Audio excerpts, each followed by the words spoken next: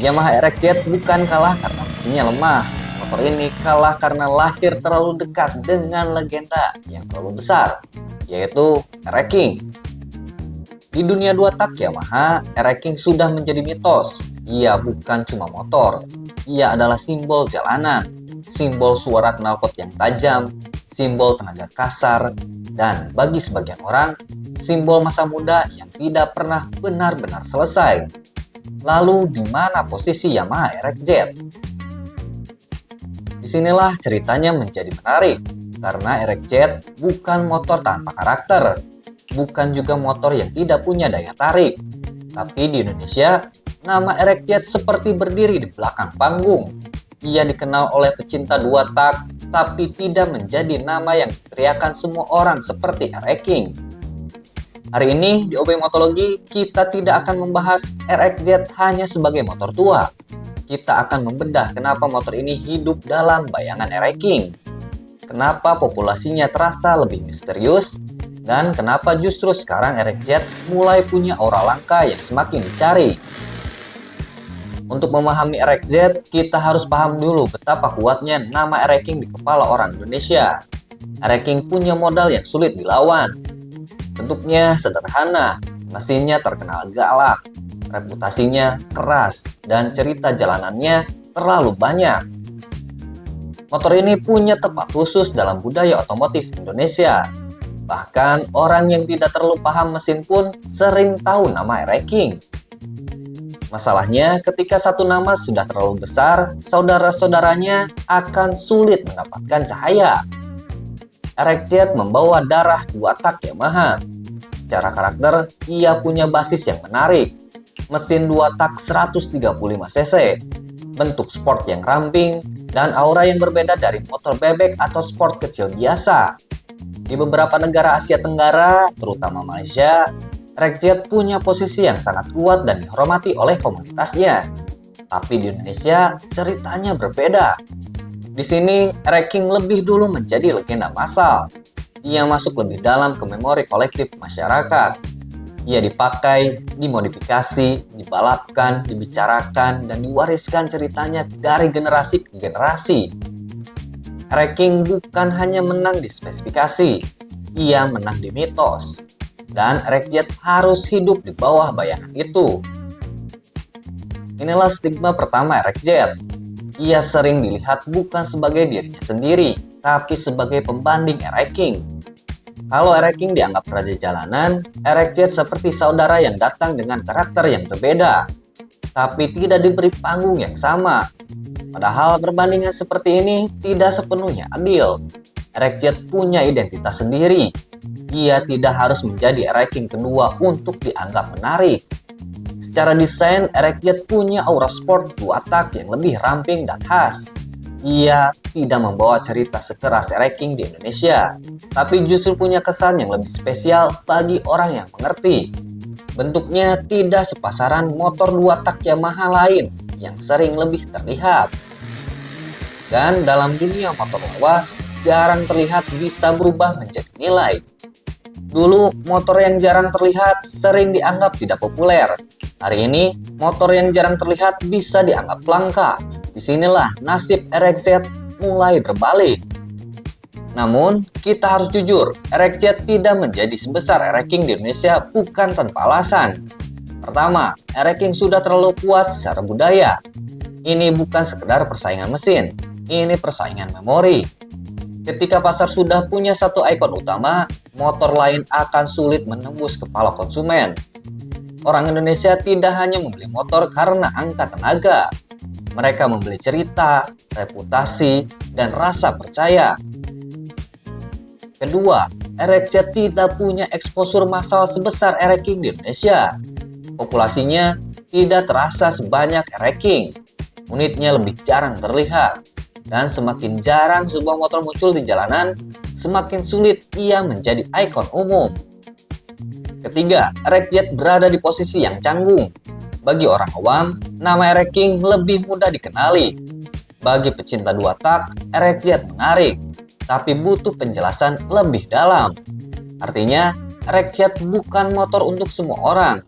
Ia lebih cocok untuk orang yang memang mencari sesuatu yang berbeda dari arus utama. Tapi justru disitulah nilai ErekJet hari ini. Ketika Erek ini semakin mahal, semakin diburu, dan semakin sering dibahas, sebagian pecinta dua tak mulai melihat ke arah lain. Mereka mencari motor yang masih punya darah Yamaha dua tak, tapi tidak seumum Erek King. Mereka mencari motor yang punya cerita, punya suara, punya karakter, tapi juga punya rasa eksklusif. ErekZ masuk ke ruang itu. Ia bukan pilihan paling mudah. Unit bagus tidak selalu gampang ditemukan. Kondisi mesin harus diperiksa teliti. Kelengkapan part, surat-surat, rangka, nomor mesin, dan keaslian komponen menjadi sangat penting. Karena motor lawas dua tak tidak bisa dinilai hanya dari tampilan luar. Banyak unit yang terlihat segar, tapi menyimpan pekerjaan panjang di dalam mesinnya. Di titik ini, ErekJet bukan motor untuk orang yang cuma ingin kendaraan murah dan praktis. ErekJet adalah motor untuk orang yang paham bahwa memelihara dua tak lawas berarti memelihara karakter. Ada bau oli samping, ada suara knalpot yang khas, ada getaran mekanis yang tidak bisa ditiru motor modern, ada ritual perawatan, ada seni mencari part, ada kebanggaan ketika motor yang jarang terlihat itu akhirnya menyala dengan suara yang bersih. Dan inilah pembelaan terbesar untuk ErekZ, yaitu ia tidak gagal karena tidak punya nilai. Ia hanya terlalu lama tertutup oleh bayangan Erek King. Dalam sejarah otomotif, tidak semua motor bagus menjadi ikon terbesar.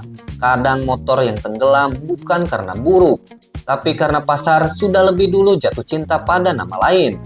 ErekZ mengalami nasib seperti itu. Ia hidup di keluarga yang benar, membawa darah yang benar, tapi berdiri terlalu dekat dengan raja yang terlalu dominan.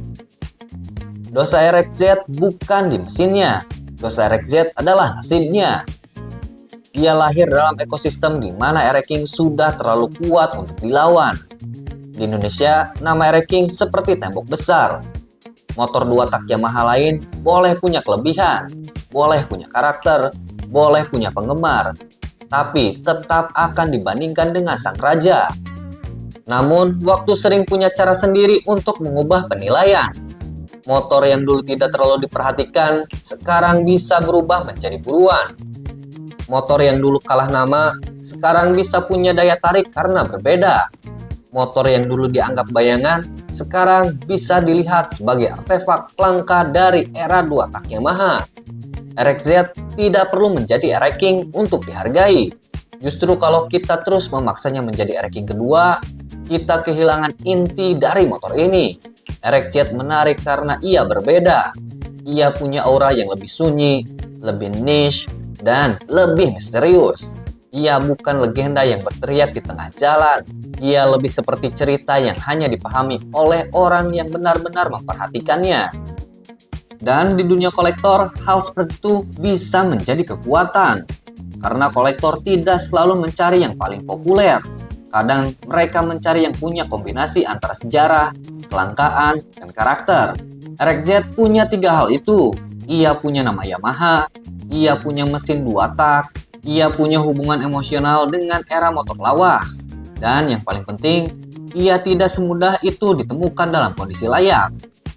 Maka kalau hari ini ada yang menyebut ErekZ sebagai bayangan Erek King, itu tidak sepenuhnya salah. Tapi bayangan itu bukan berarti tidak bernilai. Kadang bayangan justru membuat motor lebih misterius, lebih jarang, lebih dicari, lebih terasa istimewa ketika ditemukan. Pada akhirnya, Yamaha ErekZ adalah bukti bahwa popularitas dan nilai tidak selalu berjalan bersama. Erek King menang di mitos besar, ErekZ menang di rasa langka. Erek King menjadi nama yang diketahui hampir semua orang. ErekZ menjadi nama yang dicari oleh orang yang ingin berbeda. Erek King adalah raja yang berdiri di tengah panggung. ErekZ adalah bayangan yang diam-diam mulai punya harga.